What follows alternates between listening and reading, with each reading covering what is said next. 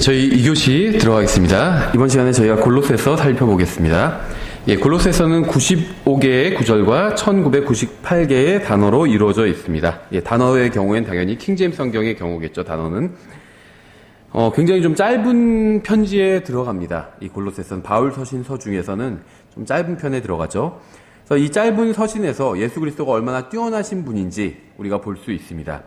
이 에베소서는 그리스도께서 머리가 되시는 몸인 교회에 대해서 주로 다루고 있어요. 그래서 에베소서는 주로 교회에 대해서 다루고 있는 반면 골로새서는 이 교회의 머리가 되시는 그리스도를 강조하고 있습니다. 그래서 에베소서와 골로새서를 합하면 머리와 몸이 다 합해지는 거죠. 근데 서로 이제 초점을 맞춘 부분이 좀 다르다는 걸 알 수 있어요. 이 골로새서의 핵심 구절은 3장 11절입니다. 거기에는 그리스인이나 유대인이나 할례자나 무할례자나 바바리인이나 스구디아인이나 매인자나 자유론자가 없나니 오직 그리스도만이 모든 것이요 모든 것 안에 계시느니라 이렇게 말씀하고 있죠.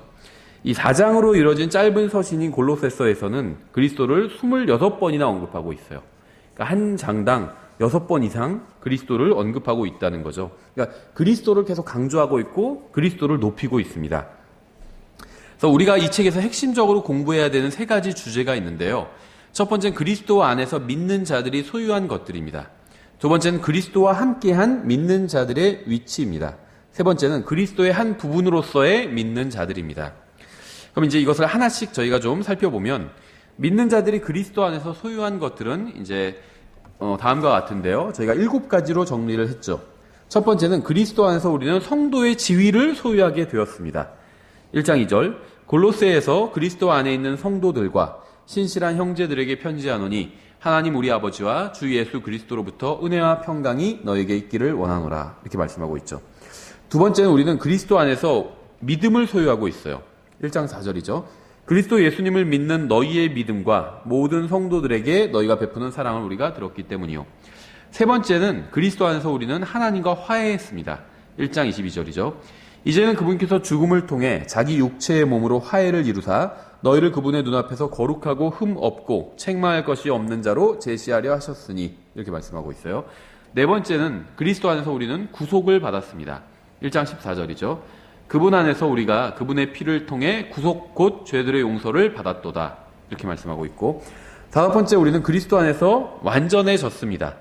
1장 28절 우리가 그분을 선포하며 각 사람에게 경고하고 모든 지혜로 각 사람을 가르침은 우리가 각 사람을 그리스도 예수님 안에서 완전한 자로 드리고자 함이니라. 여섯 번째 우리는 그리스도 안에서 걷고 있죠. 2장 6절 그러므로 너희가 주 곧 그리스도 예수님을 받아들였듯이 그렇게 그분 안에서 걷되 이렇게 말씀하고 있어요. 근데 이제 주님 안에서 걷는 게 무엇이냐 이걸 좀 궁금해하는 사람들이 있는데 2장 6절에 그대로 나와 있죠. 예수님을 받아들였듯이 그렇게 걸으면 된대요. 무슨 말이냐면 우리가 예수님을 어떻게 받아들였죠?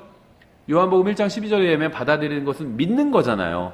그러니까 예수님을 받아들였다는 건 예수님을 믿었다는 거거든요. 예수님 안에서 그분 안에서 걷는 것도 마찬가지입니다. 예수님을 믿는 거예요. 예수님께서 하신 어떤 말씀, 또 예수님을 믿고 구원받은 것처럼 예수님의 말씀, 예수님을 믿으면서 살면 된다는 겁니다. 내 생각과 예수님 생각이 다를 때 예수님 생각을 붙드는 것이 예수님을 믿는 거겠죠. 일곱 번째, 우리는 그리스도 안에서 완벽합니다. 2장 10절 또 너희는 모든 정사와 권능의 머리이신 그분 안에서 완벽하며. 우리 자신은 완벽하지 않아요. 그런데 그리스도 안에 있는 우리는 완벽하다는 거죠. 그리스도와 함께한 믿는 자들의 위치에 대해서 저희가 6가지로 한번 정리를 해봤는데요. 그리스도와 함께 우리는 죽었습니다. 우린 예수님과 함께 있는데 그리스도와 함께함으로써 우리는 하나님 앞에서 우리의 이 옛 생명은 죽은 것과 같다는 거예요. 우린 살아있죠. 근데 하나님께서는 우리의 이 몸에 관해서는 죽은 사람으로 보신다는 겁니다. 그래서 우리가 죄를 지어도 그것이 하나님 앞에서 카운트가 되지는 않는 거예요. 죄를 지어도 그것으로 인해서 하나님께서 우리에게 벌을 내리지 않으신다는 겁니다. 왜냐하면 하나님께서는 그리스도와 함께 있는 우리를 죽은 것으로 여겨주시기 때문이에요. 2장 20절이죠. 그러므로 너희가 세상의 유치한 원리들로부터 떠나 그리스도와 함께 죽었거늘 어찌하여 세상에 살고 있는 것 같이 규례들에 복종하느냐. 두 번째, 그리스도와 함께 우리는 묻혔습니다. 죽었을 뿐만 아니라 이미 장사까지 다 지냈어요. 묻혀 있어요. 2장 12절이죠. 너희가 침례 안에서 그분과 함께 묻혔고 그분을 죽은 자들로부터 살리신 하나님의 활동에 대한 믿음을 통해 침례 안에서 또한 그분과 함께 일어났느니라. 예, 그래서 세 번째, 그리스도와 함께 우리는 살아났습니다. 2장 13절이죠. 또 너희의 죄들과 너희 육체의 무할례 가운데서 죽었던 너희를 하나님께서 그분과 함께 살리시고 너희의 모든 범법을 용서하셨으며. 3장 1절에 나와 있죠. 그리스도와 함께 우리는 일으켜졌습니다. 그러므로 너희가 그리스도와 함께 일으켜졌거든 위에 있는 그것들을 추구하라. 거기에는 그리스도께서 하나님 오른편에 앉아 계시느니라. 다섯 번째, 그리스도와 함께 우리는 감추어져 있어요. 너희는 죽었고 너희 생명은 그리스도와 함께 하나님 안에 감추어져 있느니라.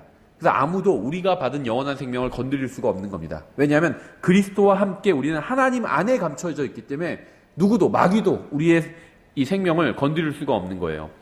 여섯 번째, 그리스도와 함께 우리는 앞으로 나타나게 될 것입니다. 예수님께서 나타나실 때 우리도 함께 나타나게 된다는 거예요. 3장 4절이죠. 우리의 생명이신 그리스도께서 나타나실 때 그때 너희도 그분과 함께 영광 가운데 나타나리라. 우리에게 위로와 소망을 주는 말씀이죠. 예, 믿는 자들이 그리스도와 한 부분이 된 것은 이제 다음과 같은데요. 7가지로 정리를 했습니다. 첫 번째, 우리는 그리스도의 사역자들이 되었죠. 1장 7절, 또한 너희가 우리의 사랑하는 동료 종 에바브라에게 배웠는데 그는 너희를 위한 그리스도의 신실한 사역자요. 이렇게 말씀하고 있고, 또 우리는 그리스도의 몸의 일부가 되므로 그분의 고난에 동참하게 됐습니다. 1장 22절이죠. 이제는 그분께서 죽음을 통해 자기 육체의 몸으로 화해를 이루사 너희를 그분의 눈앞에서 거룩하고 흠없고 책망할 것이 없는 자로 제시하려 하셨으니, 또 우리가 주님의 몸이 되었기 때문에 주님의 몸의 고난에 동참하게 되었다는 겁니다. 세 번째, 우리는 그리스도의 할례에 동참하게 되었어요. 2장 11절이죠. 또한 그분 안에서 그리스도의 할례로 말미암아 육신의 죄들에 속한 몸을 벗어버림으로 손으로 하지 않은 할례로 할례를 받았느니라.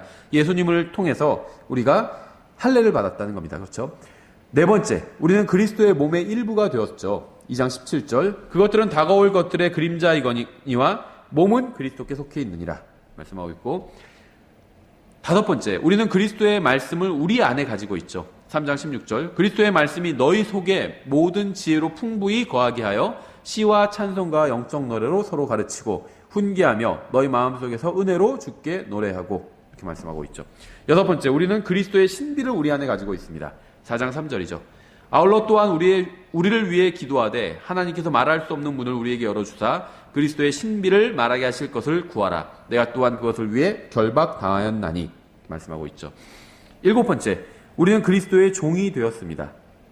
4장 12절이죠. 너에게 속한 사람으로 그리스도의 종인 에바브라가 너에게 무난하니라. 그가 너희를 위해 항상 기도로 뜨겁게 수고하나니 이것은 너희가 하나님의 모든 뜻 안에서 완전하고 완벽하게 서게 하려 함이라. 이렇게 말씀하고 있어요.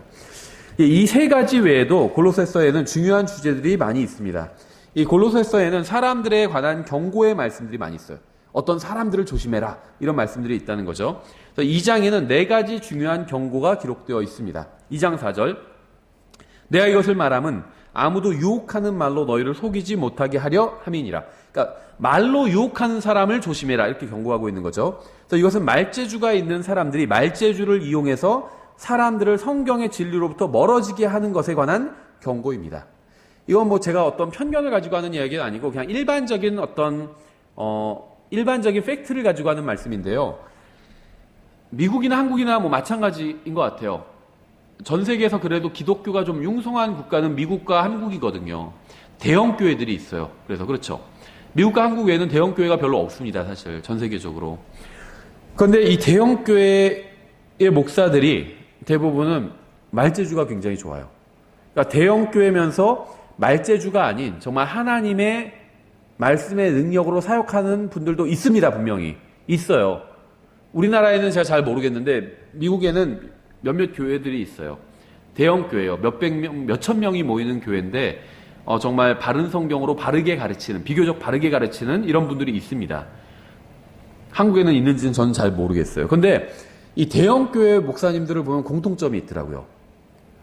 대부분이 말재주가 있어요. 그러니까 하나님의 능력을 가지고 설교하는 분들도 있고 아닌 사람들도 있는데 아닌 사람들도 말재주는 다 있더라고요. 한마디로 말은 잘해요, 다. 대형 교회 목사인데 말을 못하는 사람은 제가 본 적이 없는 것 같아요. 설교를 들어보면 말을 다 잘해요, 굉장히. 사람들이 모일만 한 거죠. 근데 성경은 이제 그런 사람을 조심하라고 말씀하고 있어요.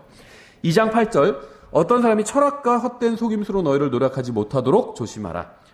철학과 속임수를 가지고 오는 사람도 있다는 거죠. 그것들은 사람들의 전통과 세상의 유치한 원리들을 따르는 것이요. 철학하면 우리는 뭔가 있어 보이는데 성경은 유치하대요. 유치한 원리를 따르는 것이래요. 그리스도를 따르는 것이 아니니라 이렇게 말씀하고 있죠. 그래서 이것은 사람의 마음이 아닌 생각을 공략해서 성경에서 멀어지게 하려는 자들에 관한 경고입니다. 막 무슨 이론을 갖고 오고 철학 무슨 뭐 그런 걸 사조를 갖고 오고 이런 것들을 통해서 이제 진리를 공격하는 사람들이죠. 이 세상의 방식과 인간의 전통에 따른 치료법으로는 하나님의 영적인 문제를 근본적으로 해결할 수 없습니다.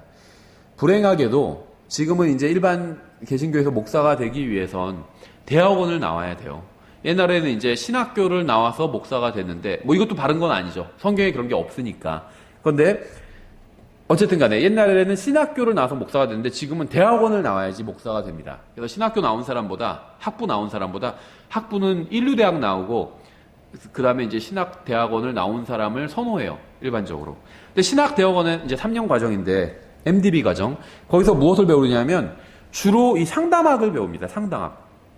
그래서 신학 공부를 하고 목사가 되면 보통 사람들은, 일반 성도들은 목사님이 그래도 성경을 많이 배워서 알겠거니 이렇게 생각을 해요. 그래서 성경에서 모르는 게 있으면 가서 물어보기도 하죠. 그런데 그렇게 신학대학원, 일반 대학을 나오고 신학대학원 3년 나와서 목사가 된 거예요. 그럼 그 사람도 사실은 아는 게 아무것도 없어요. 왜냐하면 신학대학에서 성경을 가르치지 않기 때문에. 학부 4년에서도 성경 가르치지 않아요. 그냥 구약개론, 신약개론이 다인데 우리가 하는 것처럼 성경 챕터 자체를 공부하는 게 아니라 정말 수박 겉핥기식으로 그렇게 그냥 공부를 합니다. 짧은 시간 내에. 그래서 대학원에서 상담학만 배워요. 어떻게 하면 사람들에게 정말 사람들의 마음을 사로잡아서 성경을 가지고가 아니라 어떤 인간의 지혜로 사로잡아서 이제 교회에 계속 머무르게 하느냐, 이런 걸 배우는 거예요. 근데 이런 것으로는 인간의 영적인 문제를 해결할 수 없다는 겁니다. 사람의 영적인 문제를 해결할 수 있는 것은 하나님의 말씀밖에 없어요. 이게 사실은 저는 이게 팩트고 진리죠. 사람의 영적인 문제를 심리학, 상담학 이런 것으로 해결할 수 없다는 거예요. 하나님의 말씀으로만 해결할 수 있다는 겁니다. 근데 이것이 저는 사역자들에게도 굉장히 큰 위로를 준다고 생각해요. 특히 저에게는 굉장히 큰 위로가 됩니다. 왜냐하면 어떤 경우에 이제 상담을 요청하시는 경우가 있어서 상담을 해요. 근데 얘기를 들어보면 제가 예를 들면 경험해보지 않은 것들, 그런 분야에 대해서도 어떤 인간 관계에 대해서 상담을 요청하시는 분들이 있잖아요. 그러면은 저도 해답을 가지고 있지 않아요. 모르겠다는 거죠. 저도 어떻게 그 상황에선 어떻게 처신하는 것이 지혜로운 것인지 답을 줄 수 없다는 거예요. 근데 감사하게도 하나님의 말씀이 있잖아요, 저에겐. 그래서 그 상황에 맞는, 최소한 그 상황에 어느 정도 적용할 수 있는 하나님의 말씀을 제가 이제 알고 있는 것을 제시해 주죠. 그럼 제가 그 사람에게 해줄 수 있는 걸 사실 다 해준 거예요. 저의 지혜로 아무리 그럴듯한 말로 그 사람에게 마음의 위안을 주는 말을 한다 할지라도 그것이 그 사람의 영적인 문제를 해결할 수가 없거든요. 근데 정말 인간의 영적인 문제를 해결할 수 있는 건 하나님의 말씀이에요. 그러니까 목회자들도 하나님의 말씀을, 적절한 말씀을 제시해 준다면 그 사람의 문제를, 영적인 문제를 해결해 줄 수 있는 방법을 제시해 준 것입니다. 왜냐하면 제가 해결해 주었다고 말하지 않고 방법을 제시해 준 거라고 말하는 이유는 하나님의 말씀을 받은 사람 입장에서 자기가 이제 그 말씀을 붙들어야 돼요. 그러니까 정말 사역자가 하나님의 말씀을 알려주는 것, 거기까지가 사역자가 할 수 있는 일입니다. 그러면 이제 상담을 요청한 사람은 자기에게 알려준 그 말씀을 자기가 실제로 붙들고 믿어야 됩니다. 그래야지 자신의 문제가 해결될 수 있는 거죠. 예. 세 번째, 2장에 나온 이제 사람에 관한 경고 세 번째는 2장 16절에 있습니다. 그러므로 아무도 먹는 것이나 마시는 것으로 인하여 또 거룩한 날이나 월삭이나 안식일에 관하여 너희를 판단하지 못하게 하라. 이렇게 말씀하고 있죠. 그래서 이것은 이제 모든 종류의 율법주의에 관한 말씀입니다. 대부분의 이단들이 사실은 다 이 율법주의와 관련이 있습니다. 그렇죠? 네 번째는 2장 18절에 나옵니다. 아무도 꾸며낸 겸손과 천사 숭배로 너희를 속여 너희 보상을 빼앗지 못하게 하라. 그런 사람은 자기가 보지 아니한 그것들 속으로 들어가 자기의 육신적 생각으로 말미암아 헛되이 우쭐대며, 이렇게 말씀하고 있죠. 그래서 이것은 자신이 환상을 본다고 주장하거나 영적인 꿈을 꾼다고 주장하거나 주님의 음성을 들었다는 등의 주장을 하는 자들에 관한 경고입니다. 그것이 무엇이든 간에 성경과 일치하지 않는 것은 일고의 가치도 없어요. 그러니까 예전에는요, 하나님께서 어떤 꿈이나 환상을 통해서 자신의 뜻을 드러내 보여주셨습니다. 구약 성경에 보면. 근데 왜 그렇게 하셨을까요?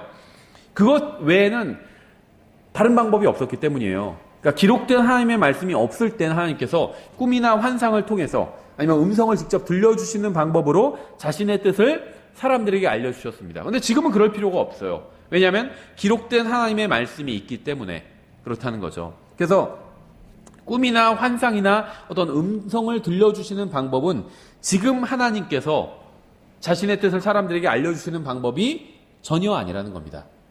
언제부터 하나님께서 이런 방법을 사용하지 않으셨냐? 바로 계시록이 완성될 때부터 이런 방법은 더 이상 꿈이나 환상이나 음성을 들려주시는 방법은 사용하지 않으신다는 겁니다. 왜냐하면 그런 것이 필요가 없어요. 그래서 제가 이제 그런 예를 여러 번 들었죠. 만약에 제가 환상 중에 음성을 들었어요. 근데 제가 들은 음성이 성경과 일치합니다. 그럼 음성을 들을 필요가 없죠. 예를 들면 제가 중요한 계시를 받았어요. 환상 중에 하나님께서 나타나셔서 내가 너에게 아주 중요한 교리를 알려주겠다. 이렇게 말씀하세요. 그러면서 누구든지 예수 그리스도를 믿으면 구원을 받을 수 있다. 이렇게 알려주셨어요. 근데 그건 이미 성경에 있잖아요. 그렇죠? 다 아는 거예요. 불필요하다는 겁니다. 그러니까 성경과 일치하는 계시를 알려주셨다 할지라도 그거는 저에게 불필요한 계시라는 거예요. 성경에 이미 있어요. 근데 반대로 그러면 저에게 나타나셔서 하나님께서 예수 그리스도를 믿지 않아도 지금 이 시대에 구원받을 수 있는 방법이 있다. 이런 계시를 주셨어요. 저에게. 성경에 의하면 그건 명백하게 상충하는 거죠. 성경의 진리와. 그러면 그 계시는 불필요한 계시고 잘못된 계시고 하나님께서 주신 것이 아니라 마귀가 준 계시입니다. 왜냐하면 하나님의 말씀과 일치하지 않기 때문에. 그러니까 성경과 일치하는 계시도 줄 필요가 없어요. 이미 성경에 있으니까. 성경과 일치하지 않는 계시는 당연히 주시지 않겠죠. 그건 하나님께서 주신 계시가 아니에요. 마귀가 주는 계시입니다. 그렇죠? 하나님은 예수 그리스도를 통해서만 구원받을 수 있다고 분명히 말씀하셨어요. 예수님 이외에 다른 방법으로도 구원받을 수 있다고 주장하는 것은 그건 마귀의 교리일 뿐입니다. 하나님의 계시가 아니라는 거죠. 그래서 지금 이 시대에는 하나님께서 말씀을 주실 필요가 없다는 겁니다. 그럼 음성을 들었다는 사람들 있잖아요. 그건 무엇이냐? 착각하는 거예요. 착각하는 것. 자기가 그냥 그런 생각이 마음속으로 드는 겁니다. 그게 첫 번째예요. 예. 저도 이런 성경을 확실히 몰랐다면 아마 음성을 들었다고 착각했을 거예요. 어쩔 때 막 마음속으로 어떤 음성이 들려오는 느낌이 들 때가 있거든요. 근데 왜 그런 느낌이 드냐 하면요. 성경을 많이 읽잖아요. 그러면 이 성경의 말투에 익숙해져요. 그래서 마음속으로 뭐 하느니라 막 이런 음성이 들리는 것처럼 느껴질 때가 있어요. 그건 자기가 성경을 읽었는데 자기가 읽은 성경 구절과 자기 생각이 결합돼서 어떤 내용이 성경 스타일의 말투로 이렇게 마음속에서 들리는 것처럼 느껴질 때가 있다는 거죠. 그건 하나님의 말씀은 아니라는 겁니다. 예, 불행하게도 킹제임스 성경 진영에도 이런 얘기를 하시는 분들이 있더라고요. 어떤 음성을 들었다. 예, 그거는 잘못 들은 거예요. 하나님께서 말씀하신 적이 없어요. 그러니까 그 다음에 들은 음성은 하나님의 말씀은 아니라는 겁니다. 예, 어떤 목사님도 그런 말씀을 하시는 분을 봤어요. 킹제임스 성경 진영에서도.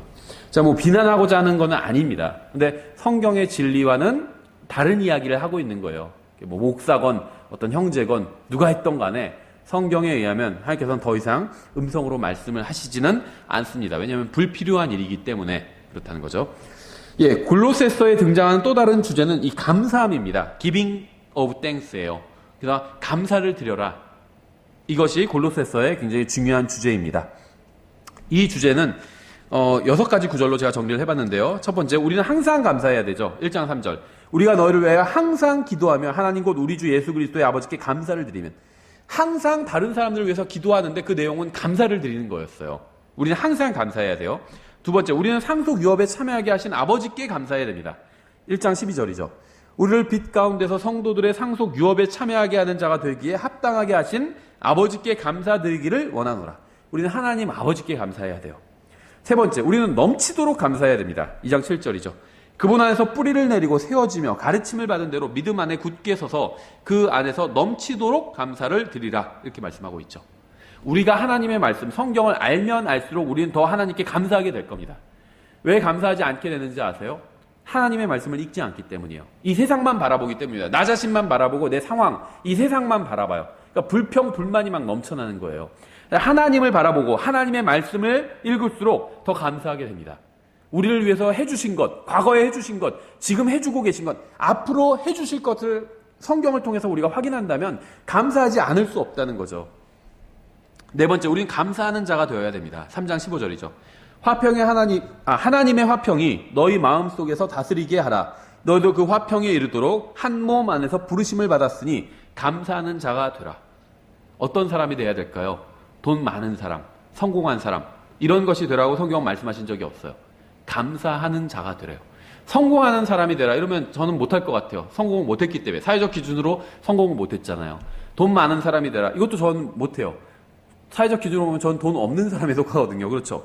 감사하는 자가 되라, 이건 할 수 있어요. 건강한 자가 되라, 이건 저도 못해요.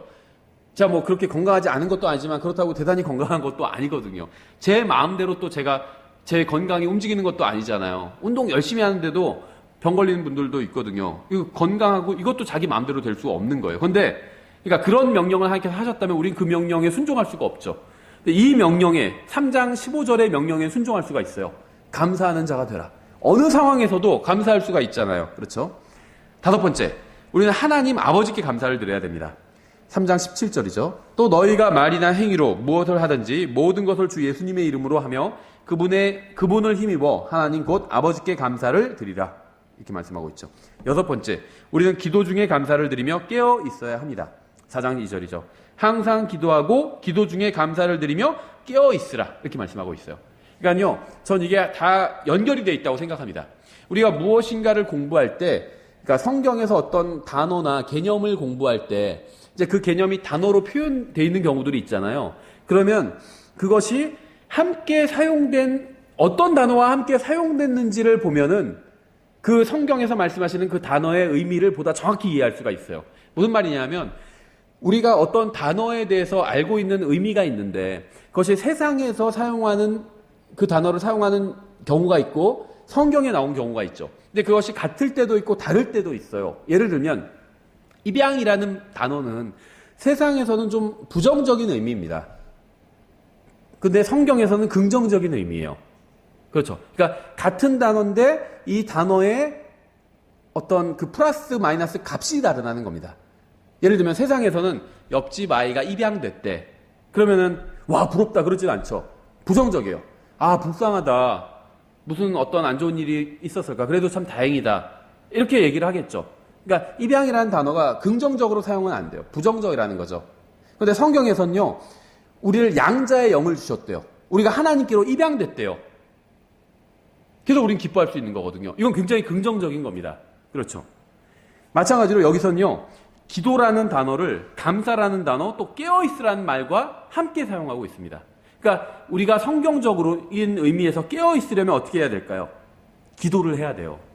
다시 말하면 기도하지 않으면 깨어있지 않은 겁니다. 그렇죠. 항상 기도하라고 했잖아요. 항상 기뻐하고 쉬지 말고 기도하라고 했잖아요. 쉬지 말고 기도하라는 건 24시간 기도해라. 그런 말이 아닙니다. 그럼 어떻게 생활해요? 그 말은 뭐냐면 월요일에 기도하고 화요일에는 쉬고 수요일도 쉬다가 다시 목요일에 생각나서 기도하고 그렇게 하지 말라는 거예요. 꾸준히 기도하라는 겁니다. 매일 아침 기도했으면 매일 아침 하라고, 점심 때도 기도했으면 매일 점심도 하고, 저녁 때 또 자기 전에 했으면 자기 전에도 또 기도하고, 그런 의미예요. 그렇지 24시간 동안 기도하라, 5시간 동안 기도하라, 이런 의미가 아니라는 거죠. 그런데 깨어있기 위해서는 기도해야 된다는 겁니다. 근데 이 기도의 진정한 의미는 감사와 관련이 있어요. 기도를 하는데 불평, 불만만 쏟아놓고, 예를 들면 자기 어떤 거 달라는 기도만 해요. 자기 건강하게 해주시고 물질적인 돈을 주시고 뭘 주시고 이런 기도만 한다면 그건 감사를 드리는 게 아니죠. 그건 또 깨어있는 게 아니에요. 그래서 깨어있는 것은 기도와 감사와 관련이 있다는 겁니다. 그래서 우리가 골로새서에 나온 주제, 이 감사에 대해서 좀 살펴봤고요. 또 다른 주제는 그리스도의 머리 되심입니다. 1장 18절에 나오는데요. 그분께서는 몸, 곧 교회의 머리신이라 이렇게 말씀하고 있죠. 그래서 주님은 교회의 머리가 되시죠. 2장 10절. 또 너희는 모든 정사와 권능의 머리이신 그분 안에서 완벽하며 이렇게 말씀하고 있어요. 주님은 모든 정사와 권능의 머리가 되십니다. 그러니까 주님은요. 교회의 머리만 되시는 것이 아니라 모든 정사와 권능의 머리가 되신대요. 권능, 모든 힘의 머리가 되신다는 겁니다. 그렇죠? 2장 19절. 머리를 붙들지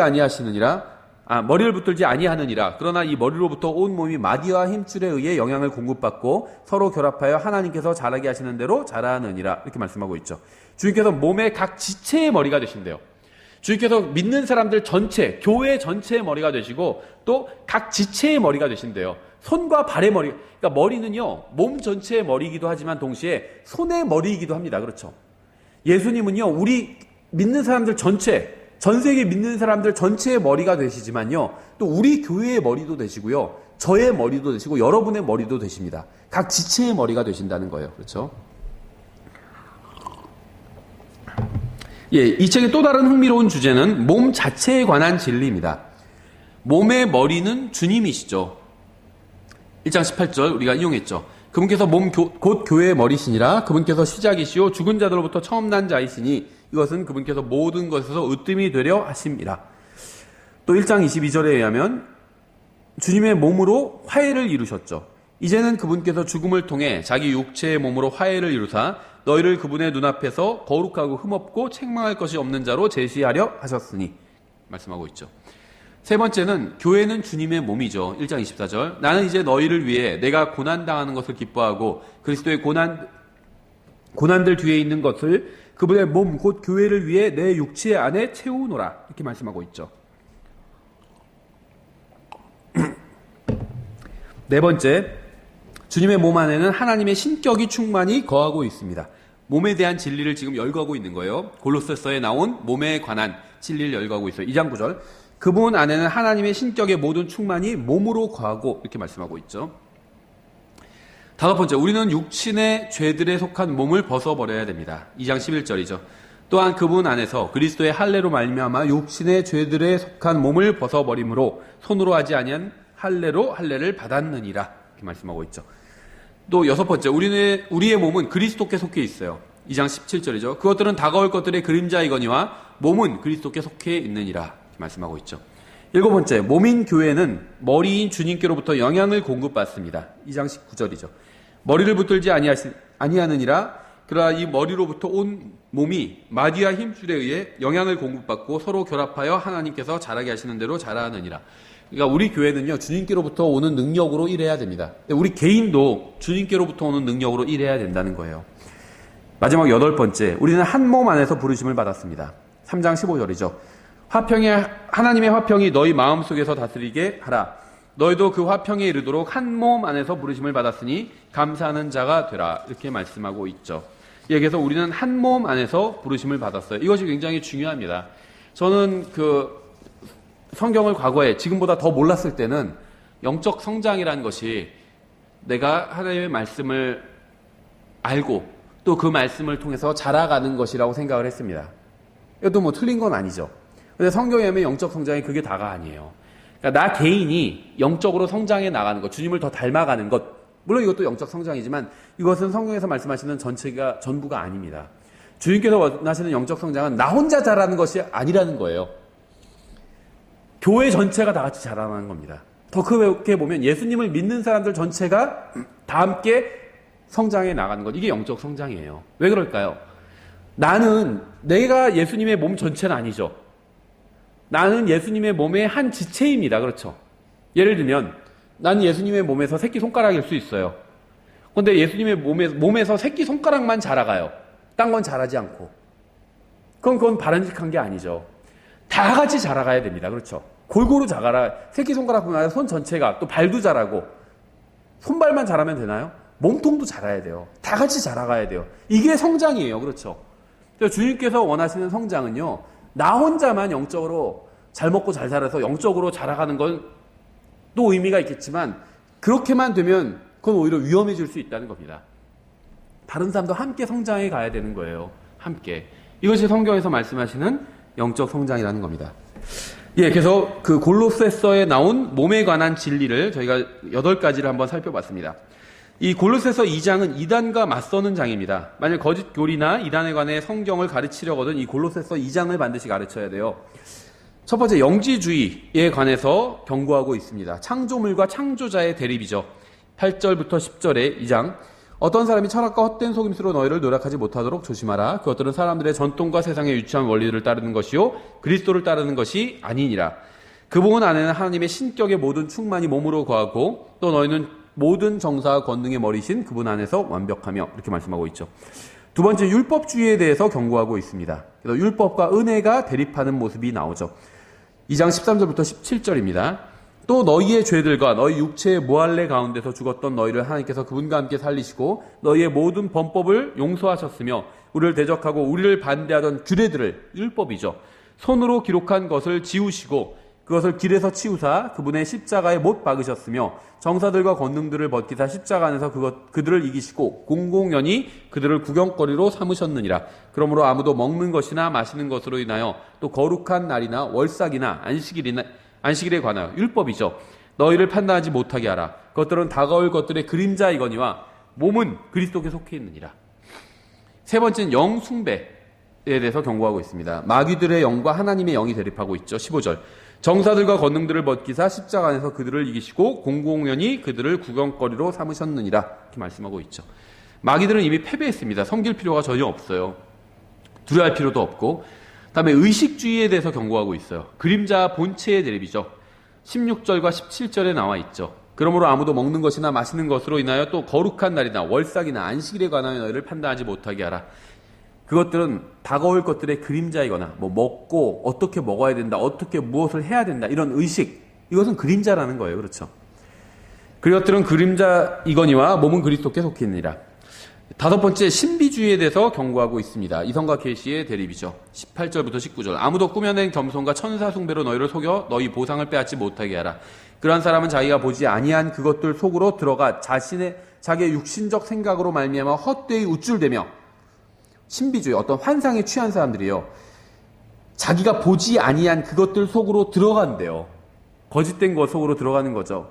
자기의 육신적 생각으로 말미암아, 아까 제가 드린 말씀이죠. 자기가 그렇게 공연히 생각하는 것, 이걸 자기가 계시받은 거라고 착각하고 있는 거죠. 헛되이 우쭐대며 머리를 붙들지 아니하느니라. 그러나 이 머리로부터 온몸이 마디와 힘줄에 의해 영향을 공급받고 서로 결합하여 하나님께서 자라게 하시는 대로 자라느니라. 일곱 번째, 금욕주의에 대해서 경고하고 있습니다. 육체와 영의 대립이죠. 20절부터 23절. 그러므로 너희가 세상의 유치한 원리들로부터 떠나 그리스도와 함께 죽었거늘 어찌하여 세상에 살고 있는 것 같이 규례들에 복종하느냐. 곧 만지지도 말고 맛보지도 말고 손을 대지도 말라 하는 것이니 이 모든 것은 사용하는 대로 없어질 것이요 사람들의 명령들과 교리들에 따른 것이라. 이러한 것들은 의지대로 경배하고 자기를 낮추며 몸을 경시하는 데는 참으로 지혜가 있는 것 같이 보이나 육체를 만족시키는 데는 아무런 가치가 없느니라. 무엇을 안 하고 돼지고기를 먹지 않고 뭘 먹지 않고 이런 것들이 다 의미 없는 일이라는 겁니다. 그렇죠? 이러한 이단들과 싸우기 위해서 믿는 자들은 그리스도의 지혜를 받았습니다. 1절부터 3절이죠. 내가 너희와 라오디게아에 있는 자들과 육신으로 내 얼굴을 보지 못한 자들을 위해 얼마나 큰 싸움을 싸우고 있는지 너희가 알기를 내가 원하노니 이것은 그들의 마음이 위로를 받고 사랑 안에서 함께 결합되어 깨달음에서 오는 충만한 확신의 모든 부요함에 이르며 하나님 아버지와 그리스도의 신비를 인지하는 데 이르게 하려 함이라. 그분 안에는 지혜와 지식의 모든 보화가 감추어져 있느니라. 우리가 쓸 수 있다는 거예요. 예수님 안에 이것이 있는데 우리는 예수님 안에 있잖아요. 우리가 갖다 쓸 수가 있다는 겁니다. 예수님 안에 있는 지혜와 지식의 모든 보화를 우리가 쓸 수 있다는 겁니다. 그렇죠? 우리는 또한 그리스도의 생명도 받았어요. 4절부터 7절이죠. 내가 이것을 말하면 아무도 유혹하는 말로 너희를 속이지 못하게 하려 함이니라. 내가 육신으로는 떠나 있으나 영으로는 여전히 너희와 함께 있어 너희가 질서 있게 행하는 것과 그리스도를 믿는 너희의 믿음이 굳건한 것을 기뻐하며 또 바라보느니라. 그러므로 너희가 주 곧 그리스도 예수님을 받아들였듯이 그렇게 그분 안에서 걷되 그분 안에서 뿌리를 내리고 세워지며 가르침을 받은 대로 믿음 안에 굳게 서서 그 안에서 넘치도록 감사를 드리라. 그러니까 앞에서 우리가 받은 그리스도의 지식은 정말 지식입니다. 정말 참된 진리를 아는 지식이에요. 근데 뒷부분 4절부터 7절에 나오는 이것은 그리스도 안에 있는 생명입니다. 그러니까 이 둘이 분명히 관계가 굉장히 깊은 관계가 있어요. 그리스도의 지식을 가지고 살아야 돼요. 그리스도의 생명을 누리면서 살아야 됩니다. 그러니까 이 사는 것만 있으면 안 돼요. 이 그리스도의 지식을 가지고 살아야 됩니다. 지식만 있어서도 안 돼요. 이것대로 살아야 됩니다. 그래서 지식과 생명이 조화를 이뤄야 돼요. 지식을 이 생명이 사용해야 된다는 겁니다. 그렇죠? 예, 골로새서 3장 1절부터 4절에도 굉장히 중요한 성경 공부 자료가 들어있습니다. 새로운 생명에 대한 사실이 있죠. 1절에. 그러므로 너희가 그리스도와 함께 일으켜졌거든 위에 있는 그것들을 추구하라. 거기에는 그리스도께서 하나님의 오른편에 앉아 계시느니라. 우리의 옛사람은 다 죽었습니다. 그리고 그리스도와 함께 우리가 다시 살아났어요. 우리가 누리는 지금 사는 삶은 새로운 생명이라는 거예요. 이걸 우리가 알아야 된다는 거죠. 두 번째, 새로운 생명이 추구해야 될 것이 무엇인지가 나와 있어요. 2절에 있죠. 위에 있는 것들에 너희의 애착을 두고 땅에 있는 것들을 두지 말라. 우리는 새로운 생명, 구원받은 이후에 새로운 생명을 받았어요. 그래서 우리가 위에 있는 것들을 추구하면서 살아야 된다는 겁니다. 세 번째는 새로운 생명이 나누는 교제의 대상이 나와 있죠. 3절에 너희는 죽었고 너희 생명은 그리스도와 함께 하나님 안에 감추어져 있느니라. 우리 이제 예수님과 교제를 나누면서 살아야 된다는 거예요. 네 번째, 새로운 생명의 미래가 또 나와 있죠. 4절에 우리의 생명이신 그리스도께서 나타나실 때 그때 너희도 그분과 함께 영광 가운데 나타나리라. 이게 우리의 미래인 것이죠. 3장과 4장에서는 여러 가지 문제에 관해서 실제적인 책망과 조언이 있습니다. 이 골로새서는요, 짧은 서신이지만 내용이 굉장히 많이 있어요. 이단들에 대한 경고도 있죠. 우리가 어떻게 살아야 되는지, 영적 생활에 대한 말씀도 있죠. 또 예수님이 어떤 분이신지에 대해서도 계시해주고 있죠. 근데 이제 3장과 4장에서는요, 실제적인 삶에 대해서 또 이야기를 하고 있어요. 그래서 무엇이 이제 인간관계에 있어서 우선순위를 정해주고 있습니다. 첫 번째 우선순위는요, 부부관계. 남편과 아내의 관계가 가장 중요하다는 겁니다. 그래서 혼인의 관계에 대해서 말씀하고 있죠. 3장 18절부터 19절이에요. 아내들아 너희 남편에게 복종하라. 그것이 주 안에서 합당하니라. 남편들아 너희 아내를 사랑하고 모질게 대하지 말라. 이 혼인은 하나님께서 만드신 첫 번째 제도죠. 혼인관계, 부부관계가 가장 중요하다는 겁니다. 그러니까 남편이면 아내와의 관계가 가장 중요한 관계라는 거예요. 아내면 남편과의 관계가 가장 중요하다는 겁니다. 그리고 나서 두 번째가 가정의 관계예요. 부모 자식 관계라는 겁니다. 그렇죠. 그래서 가정은 결혼의 목적이고 모든 사회의 기둥이 되죠. 3장 20절부터 21절. 자녀들아 모든 일에서 너희 부모에게 순종하라. 이것은 주를 매우 기쁘게 하느니라. 아버지들아 너희 자녀들을 노엽게 하지 말라. 그들이 낙담할까 염려하노라. 정말 필요한 말씀이죠. 자녀들에게 가장 필요한 말씀은 부모에게 순종하는 겁니다. 이게 주님을 굉장히 기쁘게 한대요. 부모에게 필요한 것은 자녀들을 노엽게 하지 말라는 거예요. 야, 그냥 아빠 시킨 대로 해. 이렇게 하지 말라는 겁니다. 그렇죠. 노엽게 하지 말라는 거예요. 이유를 설명해주고, 그렇죠. 친근하게 대하고, 친절하게 대해주라는 거죠. 그런데 중요한 것은 이 가정에서 중요한 것은 제가 말씀드린 것처럼 부부 관계예요. 그리고 나서 부모와 자식 관계라는 거죠. 근데 우리나라는 좀 이것이 순서가 바뀌어 있어요. 그래서 주님 안에서 가정이 바로 서 있지 않은 겁니다. 대부분의 경우에 자녀를 더 우선시하죠. 일반적으로 그 엄마들은 자녀를 더 우선시해요. 그렇죠. 그래서 기러기, 아빠 이런 게 나왔어요. 부부는 같이 살아야 돼요. 우리는 주님과 혼인식을 올리고 나서 어린 양의 혼인식 이후에 계속 영원히 함께 할 것입니다. 부부는 같이 있어야 돼요. 남편을 떠나서 아이를 더 우선순위로 보고 있는 거죠. 엄마는요, 그러니까 아내는 남편을 돕는 사람이에요. 근데 남편을 버려두고 아이들과 같이 지내는 거, 이거는 바른 것이 아니에요. 그렇죠. 만약에 아이가 유학을 가야 된다면 그냥 아이를 유학 보내면 됩니다. 남편과 같이 있어야 돼요. 아내는 기본적으로. 이 첫 번째고. 근데 또 반대로 이제 남자들은요, 결혼하면 일반적으로 상담하는 글들을 보면 왜 결혼하면 남편은 효자가 된다고 하잖아요. 결혼하기 전에는 별로 효자도 아니었다가 이제 아내를 통해서 부모님께 효도를 하려고 그러죠. 그래서 아내에 대한 것과 부모님에 대한 게 상충되면 부모님 편을 들어버려요. 이것도 잘못된 겁니다. 아내 편을 들어야 돼요. 남편은. 아내 편을 들어야 됩니다. 아내를 위할 것이냐, 만약에 부모님을 위할 것이냐, 이게 상충되면 아내를 위하는 걸 먼저 결정을 내려야 돼요. 그리고 나서 부모님을 생각해야 된다는 겁니다. 아내가 먼저가 돼야 된다는 거예요. 그렇죠. 반대로 아내 입장에서 남편과 아이들에 대한 게 상충하면 남편을 먼저 선택해야 되고 그 다음에 아이들. 이게 2순위고 남편 입장에선 또 아내와 부모님이 상충하면 아내를 먼저 1순위로 두고 그 다음에 2순위가 부모님에 대한 것이 되어야 된다는 겁니다. 이 순위가 굉장히 중요해요. 그 다음에 이제 세 번째가요. 사업에 관한 것입니다. 비즈니스, 캐리어 이런 일에 대한 것이에요.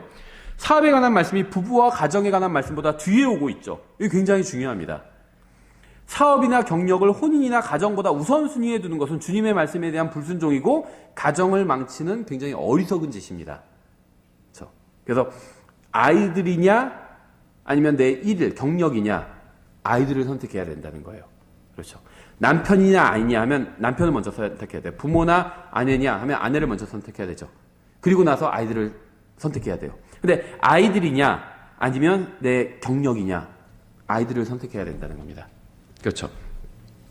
3장 22절부터 4장 1절 종들아 육체에 따라 너희의 주인된 자들에게 모든 일에서 순종하되 사람들을 기쁘게 하는 자들같이 눈으로 섬기지 말고 오직 하나님을 두려워하여 단일한 마음으로 하라. 또 너희가 무슨 일을 하든지 마음을 다해 주께 하듯 하고 사람들에게 하듯 하지 말라. 너희가 상속 유업의 보상을 주에게서 받을 줄 아나니 너희는 주 그리스도를 섬기느니라. 직장에서도요, 속이지 말고 열심히 일하라는 거죠. 그러나 부당하게 행하는 자는 자기가 행한 부당한 일로 인하여 보응을 받으리니 거기에는 사람들의 외모를 중시함이 없느니라. 주인들아 너희 종들에게 정당하고 공정한 것을 베풀며 너희에게도 하늘의 주인이 계심을 알라. 그렇죠. 직원들에게 줘야 될 거를 다 주라는 겁니다. 그렇죠. 그래서 직장 생활에 관한 말씀을 하고 있어요. 근데 이 순위가 부부가 먼저고 그다음에 아이들이 두 번째고 그다음에 세 번째가 이 일이라는 거죠. 그다음에 이제 네 번째로 인간 관계에 관한 말씀을 하고 있습니다. 좋은 친구가 있다면 그건 좋은 일이에요. 안 믿는 친구랄지라도 좋은 친구인 경우가 있죠. 그건 나쁜 게 아닙니다. 좋은 겁니다. 그러니까 친구들과 즐겁게 지내는 것은 잘못된 일이 아니에요. 친구들과 여행을 갔어요. 안 믿는 친구들과, 그러니까 꼭 믿는 친구들과만 여행을 갈 수 있는 게 아니라 안 믿는 친구들과도 여행을 갈 수 있는 거죠. 그건 잘못된 게 아닙니다. 그렇죠. 사람들과 즐겁게 잘 보내는 건 잘못된 것이 아니에요. 하지만 주님 앞에서 마땅히 해야 할 일을 먼저 완수한 후에 친구들과 시간을 보내야 된다는 사실이 중요하겠죠. 그렇죠. 4장 2절부터 6절 항상 기도하고 기도 중에 감사를 드리며 깨어 있으라. 아울러 또한 우리를 위해 기도하되 하나님께서 말할 수 없는 문을 우리에게 열어주사 그리스도의 신비를 말하게 하실 것을 구하라. 내가 또한 그것을 위해 결박당하였나니 이것은 내가 마땅히 할 말을 하여 그것을 드러내고자 함이라. 밖에 있는 자들을 향해서는 시간을 되찾으며 지혜롭게 걸으라. 너희 말을 소금으로 간 맞추어 항상 은혜롭게 하라. 그리하면 너희가 각 사람에게 어떻게 마땅히 대답해야 할지 알게 되리라. 이제 사회생활을, 인간관계를 어떻게 해야 되는지에 관해서 말씀하고 있죠. 아까 세 번째는 직장생활이었죠. 이제는 그냥 그 직장생활을 넘어서는 인간관계 어떻게 해야 되는지. 그래서 말을 할 때 소금으로 간 맞추어 항상 은혜롭게 하래요. 은혜롭게. 굉장히 중요한 것 같아요. 우리는 하나님의 특정한 명령에만 순종해야 되는 것이 아니라 주님께서 명령을 주신 순서도 주의해서 살펴봐야 됩니다. 부부관계가 항상 먼저예요. 그 다음에 아이들과 가정관계 두 번째죠. 그 다음이 직장입니다. 그 다음이 이제 일반 사회적인 관계예요. 이 순서가 굉장히 중요하다는 겁니다. 제가 골로새서에서 가장 좋아하는 구절은 2장 14절인데 이게 우리의 기쁨의 원천이 될 수 있는 구절이겠죠. 우리를 대적하고 우리를 반대하던 규례들을 손으로 기록한 것을 지우시고 그것을 길에서 치우사 그분의 십자가에 못 박으셨으며 이렇게 말씀하고 있어요. 이 구절을 제대로 이해하고 있다면 율법주의에 흔들리지 않겠죠. 많은 사람들이 대속에 관해 이상한 관점을 가지고 있고 그것을 더 이상하게 발전시켜 왔습니다. 그들은 개인이 행하게 될 미래의 행동에 관한 하나님의 지식에 관해서 논쟁을 하는데요. 사람이 구원받은 이후에 지은 죄에 대한 벌에 관해서 논쟁을 하고 있는 거예요. 이것은 십자가에서 인간의 죄값이 어떻게 지불되었는지를 전혀 이해하지 못한 데서 나온 오류입니다. 그러니까 이제 구원받기 전까지의 죄는 다 용서받았다 치는데 그러면 구원받고 난 이후의 죄는 어떻게 되냐?